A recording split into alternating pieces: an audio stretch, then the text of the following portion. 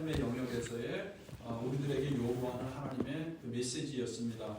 우리가 레위기를 시작하면서 여러 번 말씀드렸습니다만 레위기는 크게 나누면 16장의 속죄일, 우리가 이제 대속죄일이라고도 이야기합니다만 우리가 또 좀 있으면 23장에서 그 7대 절기를 다 우리가 이렇게 좀 언급하고 있는데 그걸 또 23장에서 배울 겁니다. 근데 우리가 16장의 대속죄일을 중심으로 해서 크게 1장에서부터 15장까지는 이제 하나님께 우리가 나가는 법, 우리의 부정과 또 우리의 그 죄 문제를 어떻게 우리가 처리하고 해결을 받을 수 있는지 하나님께 나아가는 법에 대한 그 내용이었다고 하면은 이제 16장을 기점으로 해서 그럼 우리가 삶에 있어서 어떻게 우리가 하나님이 기뻐하는 일들을 감당해낼 수 있는가, 그 삶에서의 거룩, 또 삶에서의 하나님의 메시지 이렇게 볼 수 있거든요. 그래서 이제 우리가 특별히 19장에서는 이제 작은 십계명이라고 하기도 하고 또 레위기의 십계명이라고도 하는데 그 십계명을 통해서 우리가 어떻게 하나님이 우리에게 원하는 거룩, 어떻게 정결한 삶, 어떻게 하나님이 원하는 기뻐하는 삶을 살 수 있는가, 이제 이것을 우리가 19장의 말씀을 통해서 이렇게 좀 살펴봤습니다.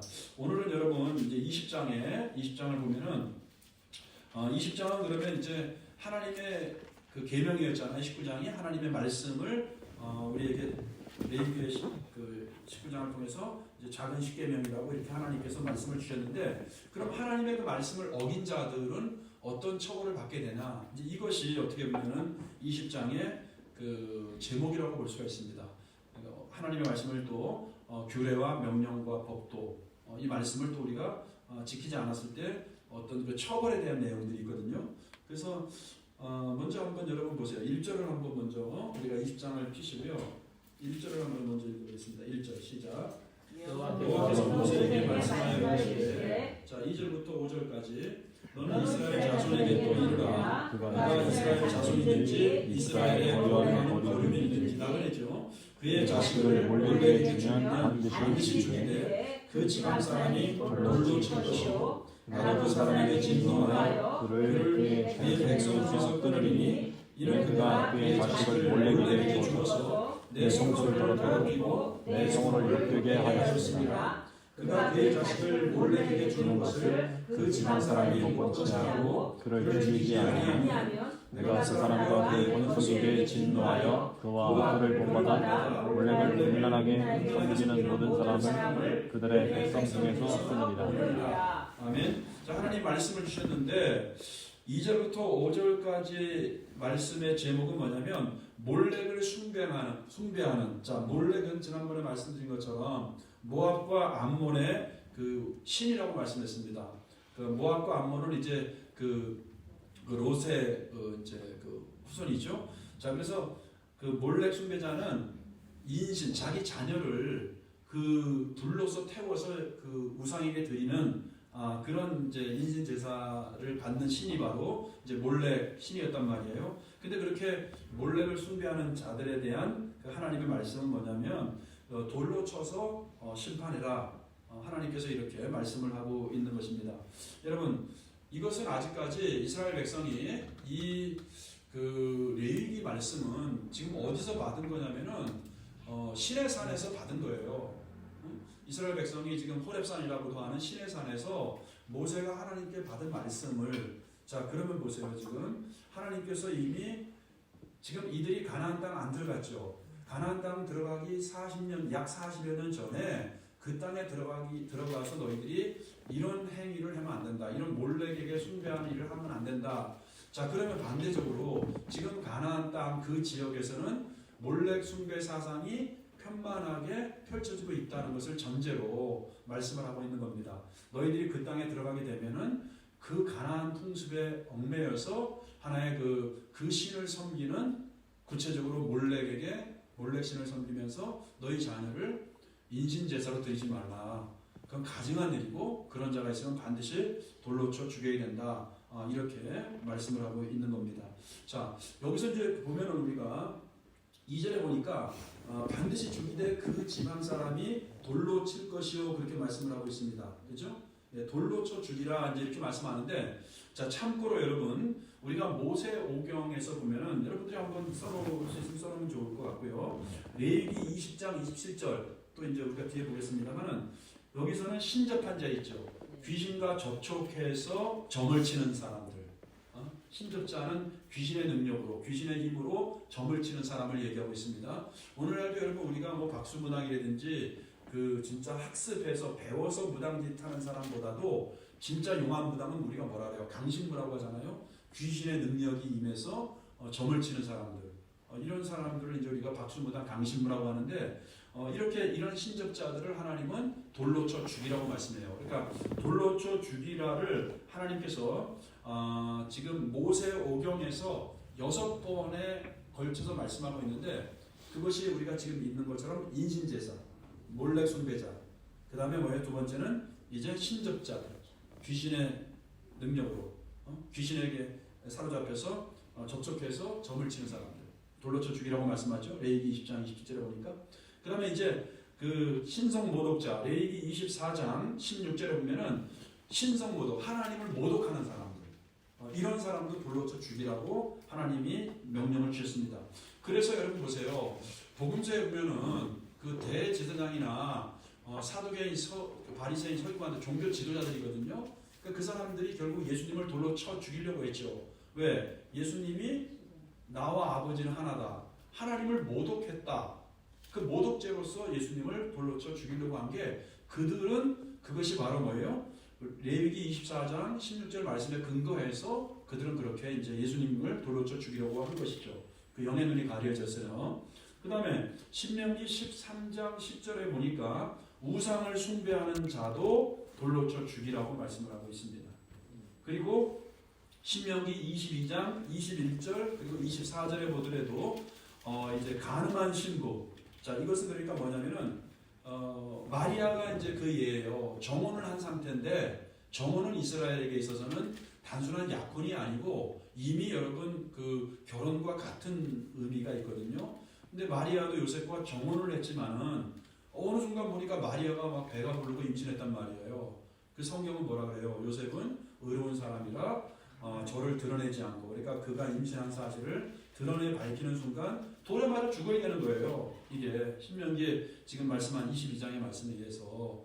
그러니까는 그 마리아를 보호하기 위해서 의로운 사람이기 때문에 저를 이렇게 드러내지 않고 가만히 조용히 끊고자 했다. 이제 이렇게 우리가 성경에서 보지 않습니까? 근데 성령께서 마리아, 내 아내 마리아 데려오기를 두려워하지 말라. 그가 임신한 것은, 잉태한 것은 성령으로 된 것이다. 이렇게 이제 말씀한 걸 우리가 볼 수 있습니다. 그러니까 정결한 신부가 결혼 전에 가늠한 것도 돌에 맞아 죽어야 되는 사건이고, 그 다음에 민수기 15장 35절에 보면은 이 안식일도 참 중요했습니다. 안식일을 범한 자. 그래서 예수님을 그렇게 죽이려고 한 거예요. 예수님이 안식일날, 근데 그들은 안식일의 법, 안식일은 하나님을 위해서 있는 거고 안식일의 법정신을 잃어버리고 단지 안식일을 지키냐 안 지키냐 이거를 따져서, 심지어는 여러분 보세요. 자기들의 짐승이 있죠. 가축, 소나 자기들의 가축이 안식일날 구덩이에 빠졌어요. 그러면 자기가 키우는 짐승은 또 건져낸단 말이에요. 살리기 위해서. 예수님이 그래서 그 말씀하잖아요.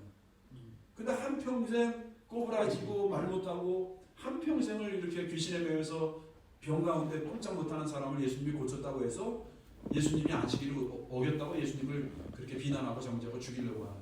예수님이 그 말씀을 하잖아요. 사람이, 이 가축보다 사람이 얼마나 더 귀하냐. 이렇게 말씀하잖아요. 그래서 안식일 위반도 이제 돌로 맞아 죽는 사건이었고, 마지막 이제 신명기 21장 21절에 보면은 패역한 자녀, 그러니까 부모에게 부모를 욕하고 저주하고 부모를 때리는, 심지어 부모를 막 패는 이런 패역한 이런 자녀도 반드시 죽여라. 이렇게 모세오경에는 여러분 6가지 그 돌로 쳐서 죽이라는 6가지 규례가 나와 있습니다. 자, 참고로 말씀을 드렸고요. 하여튼 어쨌든 간에 또 5절에 보니까 내가 그 사람과 그의 권속에게 진노하여, 이게 뭐냐면은 4절에 있는 것처럼 몰렉에게 인신제사를 한단 말이에요. 근데 그 인신제사 드리는 거를 그 지방 사람들이 못 번친단 말이에요. 그러니까 여러분 우리가 죄를 적용하면은 우리가 그러니까 막 죄를 짓고 이런 사람은 연약해서 죄를 지을 수도 있고 몰라서 깨닫지 못해서 죄를 지을 수 있잖아요. 그러니까 우리가 더 적극적으로 그 사람을 권면하고 징계할 필요가 있겠죠. 근데 그 지방 사람들이 지금 몰락에게 자식 주는 것을 그 지방 사람이 못 본 채 하고 그를 죽이지 아니하면 5절에서 얘기하는 거예요. 내가 그 사람과 그의 권속들에게도 진노하여 그죠? 그와 그를 본받아 몰렉을 음란하게 섬기는 모든 사람을 그들의 백성 중에서 끊으리라. 그러니까 몰렉에게 인진 제사한 사람을 알면서도 모른 채 하면 어떻게 된다는 거예요? 결국은 똑같이 죽임을 당할 것이다. 이렇게 여러분 우리가 적용할 게 참 많겠죠. 이제 이 말씀을 이제 하고 있는 것입니다. 그러니까 첫 번째가 몰렉에게 인신 제사한 사람들에 대한 처형, 하나님의 심판. 자, 두 번째는 6절부터 보세요. 시작. 접신한 자와 박수문항을 음란하게 따르는 자에게는 내가 진노하여 그를 그의 백성 중에서 끊으리니 너희는 스스로 깨끗하게 하여 거룩하게 지어라. 나는 너희 하나님 여호와이니라. 너희는 내 규례를 지켜 행하라. 나는 너희를 거룩하게 하는 여호와이니라. 만일 누구든지 자기 아버지나 어머니를 저주하는 자는 반드시 죽이지. 그가 자기 아버지나 어머니를 저주하였으니 그의 피가 자기에게로 돌아가리라. 자, 첫 번째는 이제 6절에서 접신자, 귀신과 접촉해서 점을 치는 사람들. 이 사람들도 처형하라고 아까 제가 말씀드렸죠. 두 번째 그 돌로 쳐 죽여야 될 그 하나님 말씀을. 자, 그래서 접신한 자, 박수무당을 따르는 사람들을 이렇게 또 여기서 박수무당을 음란하게 따르는 자는 뭐냐면 이 박수무당은 남자잖아요. 이 여자들이 이 박수무당과 또 음란한 짓을 하면서 뭔가 효용을 얻으려고 이렇게 했단 말이에요. 자, 이런 것들에 대해서 하나님은 지금 무섭게 심판하라고 이렇게 진노하여 심판한다. 그의 백성 중에서 내가 끊을 것이다. 이렇게 이제 말씀을 하고 있는 것이고, 그 다음에 너희는 스스로 깨끗하게 하라, 거룩하게 하라. 나는 너희 하나님 여호와다 이러면서 그러니까 나는 약속을 지키는 언약의 하나님이다 이런 뜻이에요. 이 여호와라는 게. 그럼 8절에서도 내 규례를 너희는 내 규례를 지켜 행하라, 순종하라는 것이죠.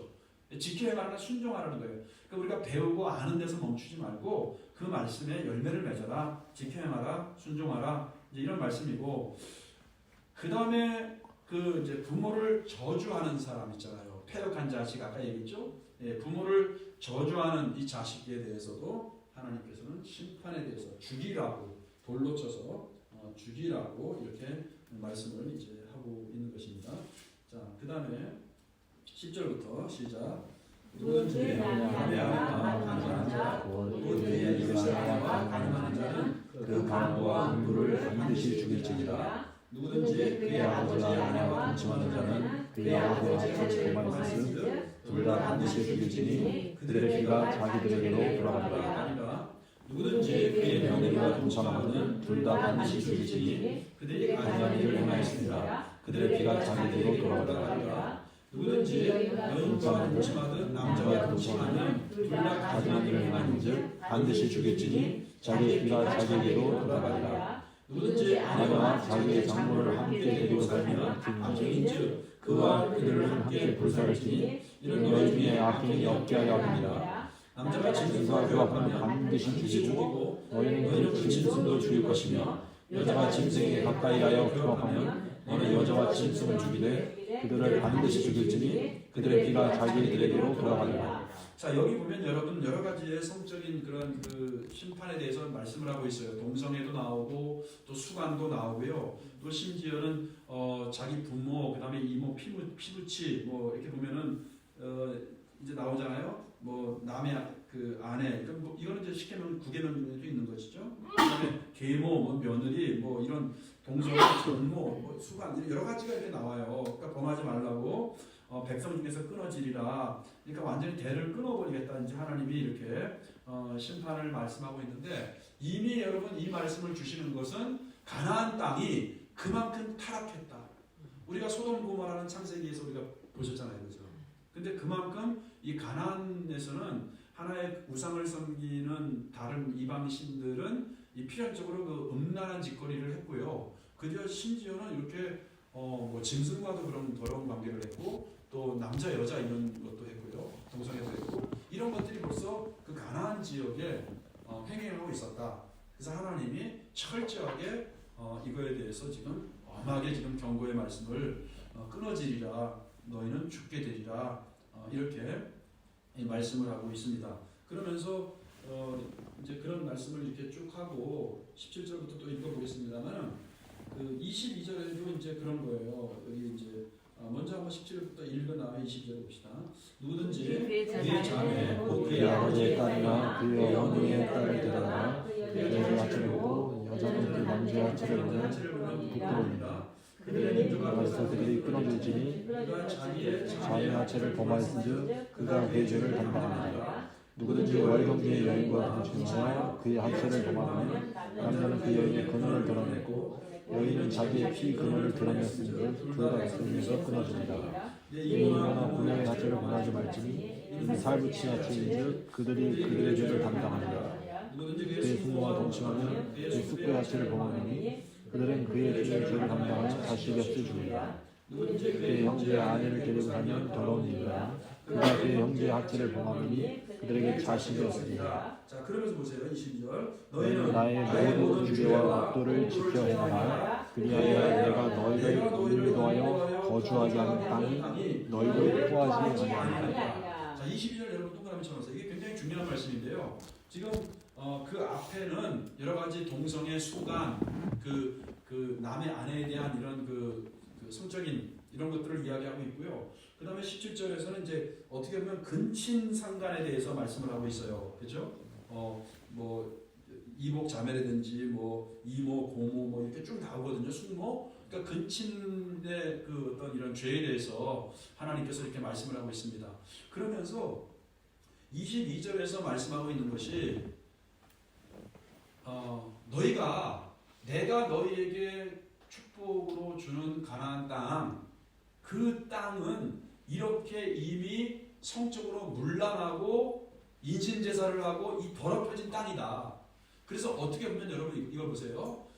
그들이 아직 들어가지 않았지만 그 땅의 더러워짐, 그리고 그들이 여러 가지 성적으로 굉장히 타락했고 종교적으로 타락했고, 그래서 심지어는 뭐예요? 짐승과 자기 살 피부치와도 성적으로 문란한 짓을 하고 또 인신제사로 자기 자녀를 이렇게 불태워 드리는 이런 상상할 수 없는 죄악의 땅이 지금 어디라는 거예요? 가나안 땅이라는 것이죠. 근데 너희들이 이제 그 땅에 들어가게 될 텐데, 그럼 하나님이 사실은 여기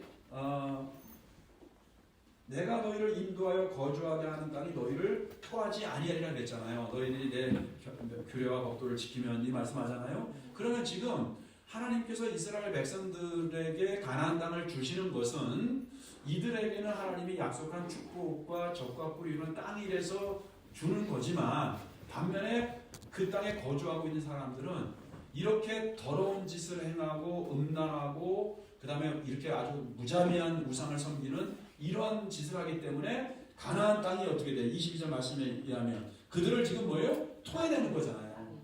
이해가 되십니까? 즉 그들을 땅이 토해내는 거예요. 땅도 하나님이 만드시는 거니까 그 땅이 토해내는 거예요. 그러니까 하나님께서 어떻게 보면 지금 이스라엘 백성들을 가나안 땅을 점령하게 하고 가나안 땅을 주시면서 반면에 뭐예요? 그들에게는 그게 심판이 되는 거예요. 그 땅이 그들을 토해내는. 그러니까 이중적 메시지가 있는 것이죠. 하나님이 이스라엘 백성들에게는 그 땅을 축복으로 주시지만 또 그 땅에서 이렇게 더러운 짓을 행하고 인간의 타락한 본성대로 행하고 자기 자식을 불러 태워 죽이고 이런 짓거리를 하는 사람들은 오히려 뭐예요? 그 땅이 토해내는 것처럼 이스라엘을 통해서 하나님이 그들을 심판한다. 이런 메시지가 같이 있는 것이죠. 그러면서 하나님이 경고하는 것은 뭐냐면, 너희를 통해서 내가 그 주민들을 내가 그 땅에서 쫓아내고 토해버리는 것처럼 너희들도 22절이 그 말씀이잖아요. 나의 모든 규례와 법도를 지켜 행하라. 지켜 행하면 그 땅이 너희를 토해내지 않는다 그랬죠. 너희를 인도하여 드리는 그 땅이. 근데 이 말을 거꾸로 뒤집어 보세요. 너희가 내가 이렇게 이미 경고를 했고 또 그 땅에 사는 사람들이 이렇게 무자비한 일들을 했기 때문에 너희를 통해서 그 땅이 토해내버리고 내가 너희를 그 땅의 주인으로 내가 삼아주는데, 너희가 만약에 어떤 메시지가 있는 거예요?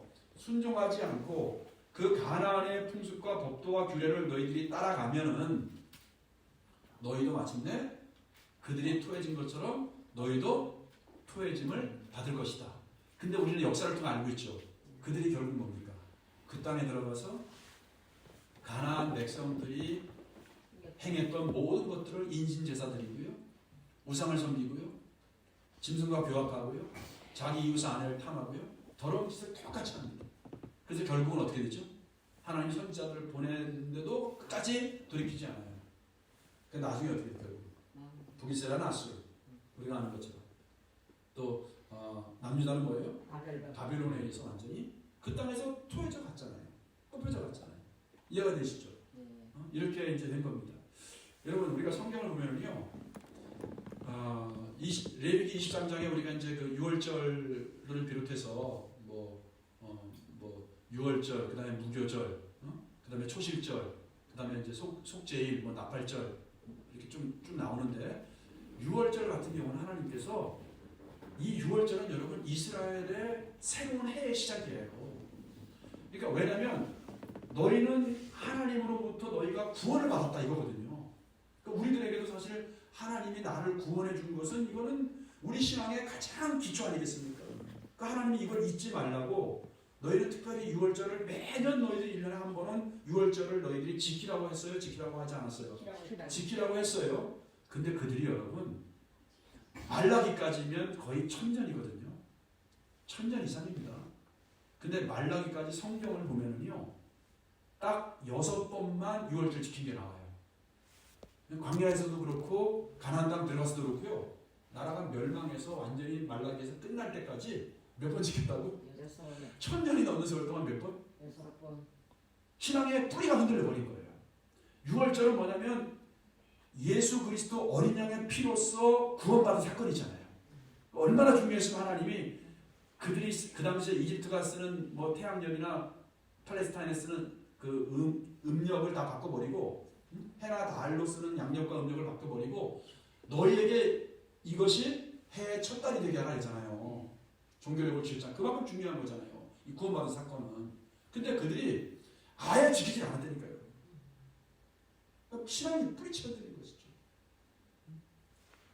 자, 그래서 결국 이 22절 말씀이 참 너무나 중요한 말씀인데 그들은 결국 이 약속을 그들이 등한시 여김으로 말미암아 그 땅에서 토해진 것을 우리는 볼 수 있겠죠.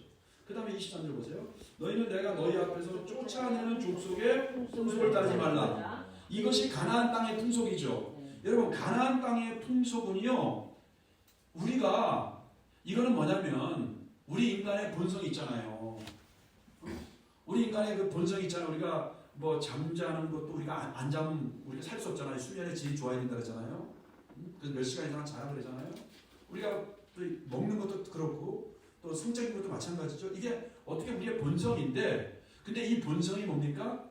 하나님의 말씀과 우리에게 이성과 양심에 의해서 하나님이 주신 그 안에서 이거를 우리가 행동하고 우리가 그 본성을 우리 이성과 양심과 하나님의 말씀에 예속시키고 복종시켜야 되는데, 이 가나안의 풍속이라는 것은 뭐냐면 그냥 본성이 아니고 타락한 우리 육신의 본성을 자극하고 추구하게 만드는 거예요.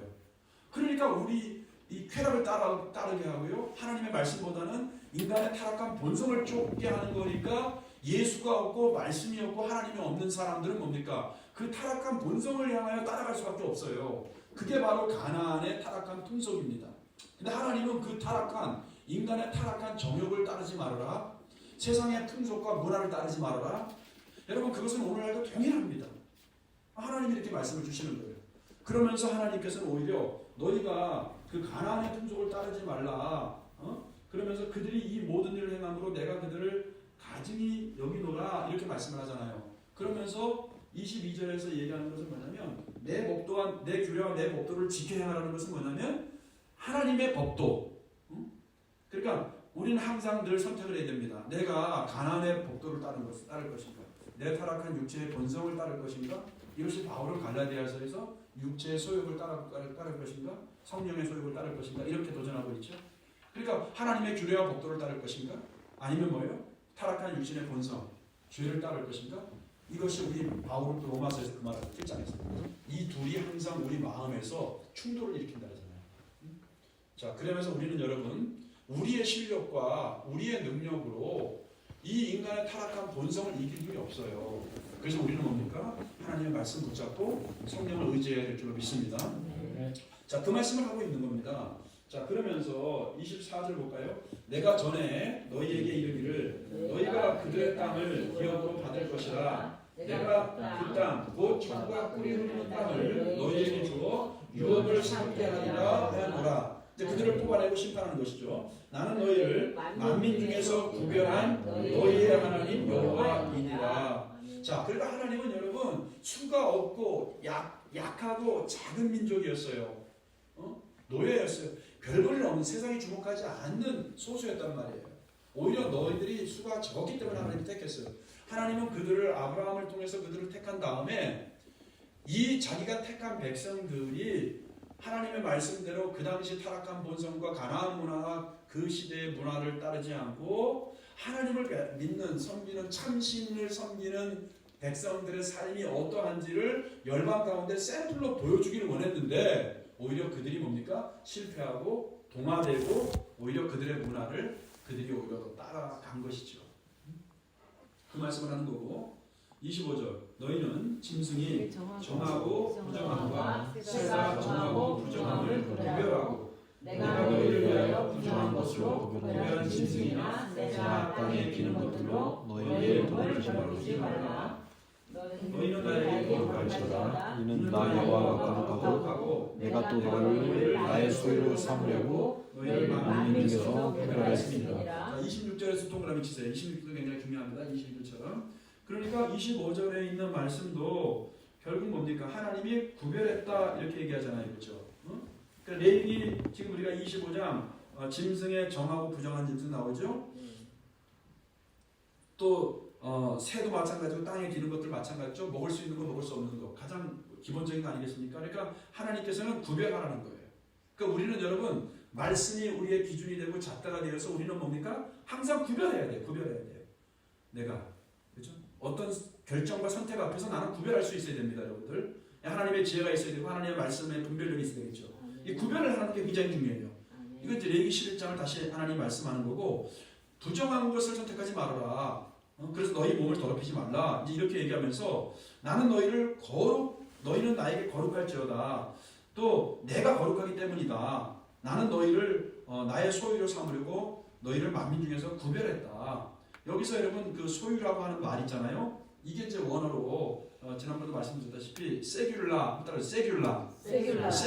말이에요. 여기서 지금 소유가 그러니까 세귤라가 뭐냐면 이게 구체적으로 얘기하면 왕이 있잖아요. 왕이 가지고 있는 것은 다 귀한 보물이잖아요. 그렇죠? 왕이 왕국에 소유하고 있는 것들은 비싸고 값나고 가장 좋은 것들이잖아요. 근데 그 왕이 소유한 보물 중에서 가장 아끼는 거. 그러니까 보물 중에 보물. 이게 바로 세귤라예요. 근데 하나님이 우리를 그렇게 보물 중에 보물로 하나님께서 우리를 삼아주셨다는 거예요. 그러니까 너희는 내가 거룩한 하나님이기 때문에 너희도 거룩하라. 그래서 이 거룩하라는 게 이제 카도시 뭐 이런 뜻인데 하여튼 거룩하라. 그래서 레위기는 어떻게 보면 이 거룩이 또 하나의 중요한 그 주제입니다. 이 거룩에 대해서 이제 말씀을 이제 하고 있는 것이고, 자 그러면서 하나님은 이제 이렇게 말씀을 하고 다시 한번 하나님이 또 마지막 그 남자나 여자가 접신하거나 귀신에게 접촉하는 사람들 또 박수무당이 되거든 또 반드시 죽일지라. 왜? 영향력을 받으니까. 귀신의 영향을 받으니까 다시 한번 강조합니다. 곧 돌로 그를 치라. 그들의 피가 자기들에게로 돌아라. 이렇게 또 다시 한번 강조하면서 하나님의 말씀과 교례대로 살지 않았을 때에 그들에게 어떤 일이 벌어지는지를 가나안 땅에 살고 있는 사람들이 그 땅이 토해진 것처럼 그들을 샘플로 삼아서 또 그 땅에 너희들이 가기 전에 하나님께서 철저하게 먹는 것부터 하나님께서 가장 인간의 기본적인 욕망 이런 것들부터 하나님이 구체적으로 세세하게 교훈을 주고 말씀으로 경계하고 있는 것이 바로 이제 그 20장 우리가 살펴볼 20장입니다. 그리고 결국은 너희는 그 내가 거룩하니 너희도 거룩하라 그러잖아. 이게 레위기의 주제거든요. 내가 거룩하니 너희도 거룩하라가. 근데 21장에서는 결국 그러면 뭐냐면 그 제사장 이제 먼저는 제사장의 그러면 거룩한 삶이 무엇이냐 이제 이거를 얘기하고 있어요. 근데 우리가 베드로전서 보면은 우리가 왕 같은 제사장이라고 하고 있잖아요. 이거는 여러분 제사장들이라고 이러면 안 돼요. 나하고 상관없다 그러면 안 돼요. 다 하나님이 나에게 주시는 말씀으로 이제 받아야 돼요. 그러니까 특별히 제사장은 제사장으로 제사장은 또 거룩해야 된다. 이렇게 이제 17장부터 우리가 이제 20장까지는 그냥 제사장 포함해 일반 백성들 있죠. 일반 백성들에게 경고의 교훈의 말씀을 주신 거예요. 근데 여기서는 이제 일반 백성보다 더 지도자들이잖아요. 그러니까 지도자들에게 하나님이 더 엄격한 것이죠.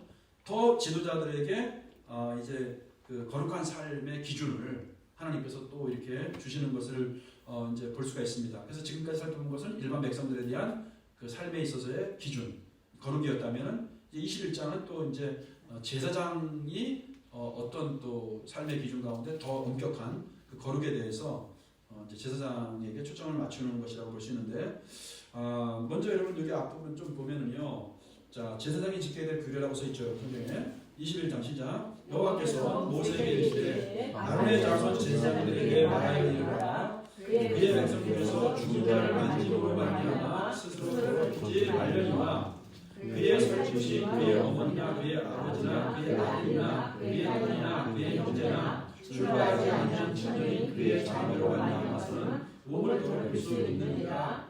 제사장은 그의 백성의 어머니인즉 자신을 더럽혀 속되게 하지 말지니라. 제사장들은 머리를 깎아 대머리까지 하며 자기의 수요자 장막하지 말며 살을 내지 말고 그들의 하나님에 대하여 거룩하고 그들의 하나님의 이름을 욕되게 하지 말지니라. 그들은 여호와의 화제 곧 그들의 하나님의 음식을 드리는 자인즉 거룩할 것이라. 그들은 부정한 창녀나 이혼당한 여인을 취하지 말지니 이는 그가 여호와 하나님께 거룩하니라. 너는 그를 거룩히 여기라. 그는 네 하나님의 음식을 드리니라. 너는 그를 거룩히 여기라. 너희를 거룩하게 하는 나 여호와는 거룩하니라. 어떤 제사장의 딸이든지 행하여 자신을 속되게 하면 그의 아버지를 속되게 하니 그를 불쌍히시니라. 자, 9절까지 이제 봤는데요. 일단은 먼저 제사장이 장례식에 참여하지 말라고 얘기하는 거예요. 왜냐하면 죽은 자를 만지거나 접촉하면 부정하게 되기 때문에, 생명이 없는 것은. 그래서 부정하게 되면 안 되니까 지금 1절에서 이야기하는 게 뭐냐면 그의 백성 중에서 죽은 자를 만짐으로 더럽히지 말라는 것은 엄격하게 얘기하면 장례식 자체도 하나님께서 이렇게 막는 것을 볼 수가 있어요. 참여 자체를. 그런데 그 뒤에 보면은 그의 살붙이 있죠. 2절, 3절의 말씀은 뭐냐면 부모라든지 자녀라든지 형제, 그 다음에 결혼하지 않은 누이 있잖아요. 이 사람들의 장례식에는 어떻게 하는 거예요? 참여할 수 있다 이걸 얘기하는 거예요. 왜냐하면 3절에 보세요. 그의 자매로 출가하지 않은 처녀인, 그죠? 그의 자매로 말미암아서는 몸을 더럽힐 수 있는, 몸을 더럽힐 수 있느니라. 그러니까 장례식에 참여할 수 있다 이제 이런 뜻이에요. 그러니까 일반 장례식에서 시체를 만지면 안 되고 이렇게 삼재 자체를 금지하는 거고, 자기의 어떻게 보면 혈육 장례식에는 참석할 수 있다 이렇게 말씀을 하는 거고요. 그러니까 이제 그 정도 슬픔은 하나님이 허용을 한 것을 볼 수가 있죠. 그리고 지금 머리털 어떻게 했죠? 머리털을 깎지 말라고요. 수염 어떻게 돼요? 수염도 밀면 안 돼. 깎지 말고. 그다음에 몸에 칼자국 있죠. 이제 이게 왜냐면 이게 그 당시의 사람들은 이게 막 그 슬픔을 표현하는 어떤 이런 그 표현 방식이었다는 거예요. 그러니까 그렇게 너희들이 하면 안 된다. 이 죽음 자체에 대해서. 그러면 제사장은 하지 말고 일반인들은 할 수 있다는 거예요. 그러니까 제사장에게 이렇게 엄격하게 그렇게 한 거죠. 그렇죠. 제사장들에게 이렇게 슬픔을 표현할 수 있는 것. 그러니까 제사장들에게는 더 엄격한, 더 구별하는 것을 요구하는 겁니다. 지도자들에게. 그리고 그 다음에 첫 번째가 장례에 관한 거 있죠. 그 다음에 뭐예요? 결혼에 관한 거. 그 다음에 저기 뭐예요? 저기 뭐죠? 그 7절부터는 이제 거룩에 대한 결혼에 대한 거. 그 앞에가 장례식을 어떻게 제사장들이 지켜야 되느냐 이거였다고 하면은 그 다음에는 이제 결혼에 대한 건데, 이 결혼도 구별된 거룩한 결혼, 구별된 결혼을 이제 물론 지금은 여러분 우리가 레위기, 여러분 이거 오해하면 안 돼요. 지금도 뭐 레위기대로 이거 아니에요. 이미 예수님 안에서 이거는 다 뭡니까 폐지가 된 거예요. 이런 의식법 이런 거 다 폐지가 된 거예요. 그 정신만 살아 있는 거고. 근데 이제 여기 보니까 옛날에 우리 지방에서 그 사모님이 돌아가신 분이 있었어요. 이제 이분이 거의 나이가 한 뭐 60 가까이 됐는데 사모님이 돌아가셨어요. 사모님이 이제 오랫동안 병상에 있다 돌아가셨는데 이제 그분도 뭐 작은 교회를 목회하고 있었는데 돌아가셨는데 이제 농담 삼아 성경을 또 어떻게 아셔갖고서는 누가 이렇게 또 이제 혼자 목회 못하니까 좀 지난 다음에 이렇게 뭐 재혼할 수 있도록 이렇게 사모님 누가 이렇게 소개시켜주고 막 이렇게 하려고 하니까 또 이분은 또 그래요. 성경에 보면은 제사장은 이거 뭐 처녀랑 결혼해야 되는데 내가 속으로 욕심도 많다. 지금 레인이나 여기 보면 왜냐면은 여러분 보면은 여기 그게 나오거든요. 부정한 창녀나 이혼당한 여인을 취하지 말라. 이제 이걸 이제 그분이 이제 아시고 그러는 거예요. 찾아가려고 하더라고요. 그래서 제가 여기서 도둑놈까지 나오니까 성경을 제대로 알아라 이러려고 하다가. 그러니까 여러분 이거는 이제 우리가 지금 레위기 시대에 살고 있는 거 아니고 여러분 우리가 이런 것들을 예수님 안에서 다 이미 이런 것들이 뭐예요. 예수님이 다 완성하고 폐지가 된 거잖아요. 그림자였잖아요. 실체가 와서 다 폐지가 된 거란 말이에요. 그 어떤 말씀의 해석이라든지 의미 이런 것들을 우리가 잡고서는 어떻게 내가 하나님 앞에도 바울이 이야기하는 것처럼 로마서 13장 1절에서 내 몸을 어떻게 하나님께 거룩한 산 제사로 드릴까. 내 몸의 삶의 예배잖아요. 근데 이거를 갖다가 뭐 목사가 이제 뭐 그런 세장가 가는데 이혼하거나 뭐 또 죽은 저기 뭐 남편 죽은 여자는 안 되고 뭐 처녀하고 결혼해야 된다 막 이런 얘기하면 참 이걸 어떻게 받아들여야 될지 피차올라납니다. 그러니까 지금 그거예요. 지금 하나님이 그 당시 시대에는 이렇게 이제 제사장에게는 엄격한 결혼과 장례는 사실은 그 인간의 본성이고 이건 당연한 거잖아요. 슬픔을 애도해야 되고. 근데 하나님은 그만큼 리더자들 제사장들에게는 더 엄격한 기준을 요구했다. 이렇게 이제 얘기를 하는 거고요. 그 다음에 여기 이제 9절도 마찬가지고요.